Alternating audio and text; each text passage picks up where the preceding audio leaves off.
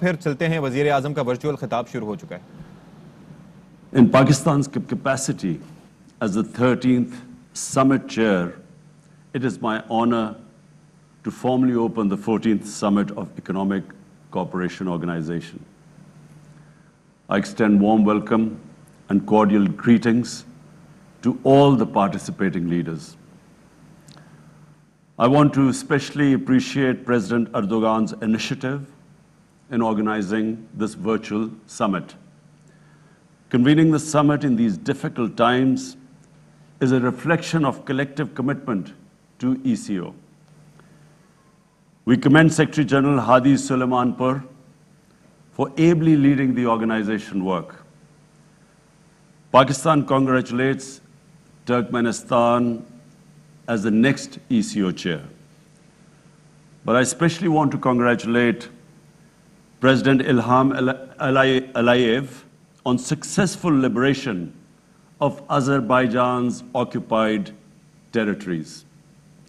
Excellencies, in 2017, we celebrated the Silver Jubilee of expansion of ECO membership and adopted the landmark ECO Vision 2025 and the Islamabad Declaration.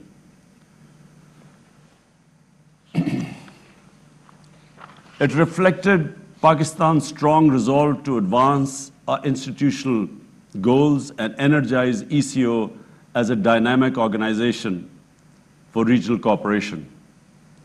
Excellencies, the focus of our present summit, regional economic cooperation in the aftermath of COVID-19, is both apt and timely. Like the rest of the world, the member states of ECO have been severely affected by the unprecedented health and economic crises unleashed by COVID-19 pandemic. Over 115 million people have been infected by the virus, and more than 2.5 million people have lost their lives. The world is grappling with pandemic's multiple dimensions. The full extent of its health, social, financial, and economic impact on our countries has yet to be fully determined. It is evident that developing countries, including ECO members, have been disproportionately affected. Our economies have contracted, trade has declined, poverty and inequality has increased. Excellencies, we in Pakistan realize that we must prevent our people from dying from the virus and from hunger. We face these twin challenges like a lot of the developing world. We pursued a people and poor-centric approach, and doing this very difficult balancing act, saving lives, securing livelihoods, and at the same time stimulating the economy. An extremely difficult balancing act. And despite our financial constraints, my government allocated an unprecedented $8 billion to support the poorest and the most vulnerable households, and then small businesses with direct cash handouts, and then subsidies to the poor under our Ehsaas program. Excellencies, the COVID-19 pandemic is not over. We must ensure that our people secure the earliest possible access to vaccines being produced, but on an affordable and equitable basis. The vaccine must be declared a global public good, because actually no one will be safe from the virus unless everyone is safe. Pakistan has begun its vaccination drive, but it has only so far concentrated on the frontline health workers, which obviously is everyone's highest priority. We must also address the economic impact of the pandemic. The world economy has contracted by 5%. The rich countries have injected $20 trillion to stimulate their economies. I again repeat, the rich countries have injected $20 trillion. Our economies have been equally affected, but we do not have the capacity of fiscal space to create such liquidity. I have proposed a five-point plan to provide developing countries the fiscal space to recover from COVID crisis. And this includes debt relief, SDR creation and redistribution, concessional finance, mobilization of climate finance, because that's another crisis looming ahead, and then ending illicit financial flows and return of stolen assets back to the developing countries. Because, Excellencies, $1 trillion every year, according to FactEye, $1 trillion every year leaves poor countries to rich countries and tax havens. Excellencies, apart from its health and economic consequences, the COVID crisis has exacerbated the manifestations of religious discrimination, xenophobia, and Islamophobia in various parts of the world. We have witnessed this in our immediate neighborhood. The COVID lockdowns have enabled the suppression of people in occupied territories, struggling for their right to self-determination. And then, for all the leadership, I would want to point this out. It is essential to reject any attempt to link Islam and terrorism. To link in Islam and terrorism is the biggest injustice which is being done to Muslims in the world. Similarly, we must oppose attempts where freedom of expression is used to cause pain to Muslims by denigrating our holy Prophet Muhammad sallallahu alaihi wasallam. At the UN, Pakistan, Turkey, and OIC countries have initiated a proposal for the annual observance of an international day to combat Islamophobia. Excellencies, the member states of ECO represent 500 million people and cover an area of 8 million square miles. We form the geographical link on the Asian continent between East and West, North and South. We possess two essential prerequisites for economic growth: rich resources and enterprising people. We have the potential for much larger production and consumption.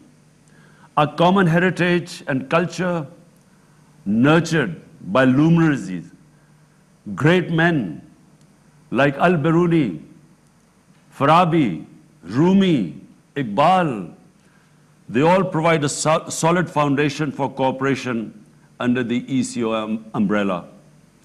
In the Vision 2025, the ECO members have set themselves an ambitious agenda of enhanced collaboration in trade, energy, tourism, agriculture, and industrial growth.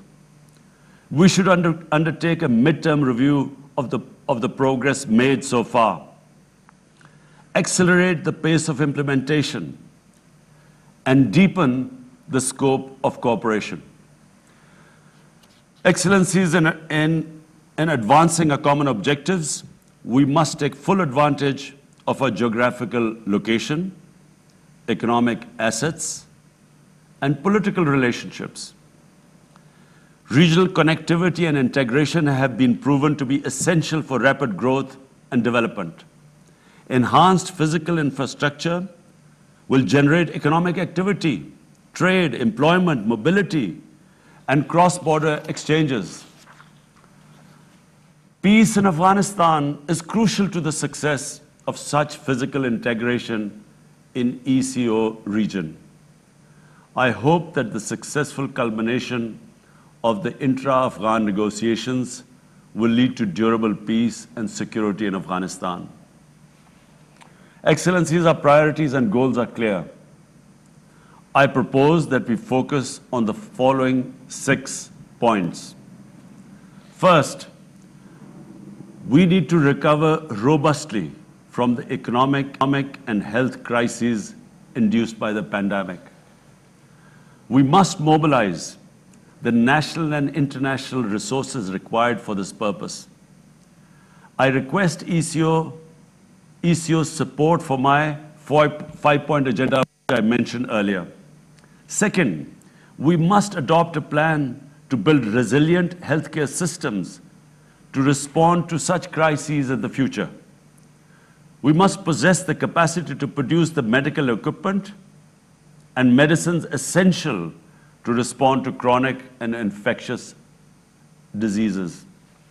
Third, we must develop an integrated transport network to facilitate both intra-ECO trade and serve as a pathway for trade between the major economies to the east and west, north and south. The Istanbul-Tehran-Islamabad commercial cargo train and proposed Uzbekistan-Afghanistan-Pakistan railway links are important regional connectivity projects.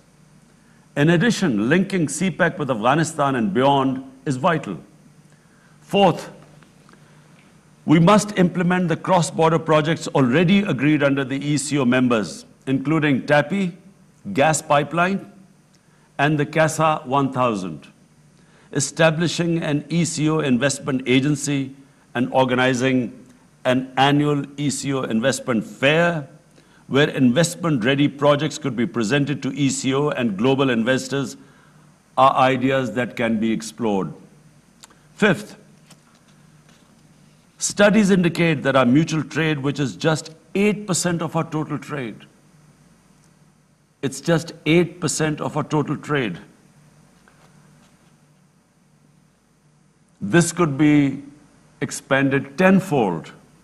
Enhanced transport links will help, but we should promote conscious measures for trade promotion. Simplify border procedures. Establish intra-regional institutional linkages. Reinforce existing regional mechanisms like ECO Trade Development Bank. Operationalize ECO trade agreement and develop new initiatives like the clearing union. Sixth, to remain competitive, we must promote knowledge-based economies. And this needs that we enhance expenditures on research and development and focus on rapid digitalization, especially extension of broadband to all parts of our countries. The ECO, as envisaged in the Vision 2025, should engage in dialogues with other regional and international organizations. We could emulate some of the successful models of cooperation in the EU, ASEAN, and African Union. Excellencies, for Pakistan, the vision of ECO's regional economic integration is an essential component of a strategy to transform the tensions of geopolitics into the dividends of geoeconomics. I would like to conclude by reaffirming Pakistan's abiding commitment to ECO, to the founding principles of the Treaty of Izmir, and to the full implementation of ECO Vision 2025. Excellencies, as per the rules, procedures of the ECO, I now propose election of President Recep Tayyip Erdogan as the chair of the 14th summit. I congratulate His Excellency Recep Tayyip Erdogan, President of the Republic of Turkey, on his election and give him the floor to carry the summit forward.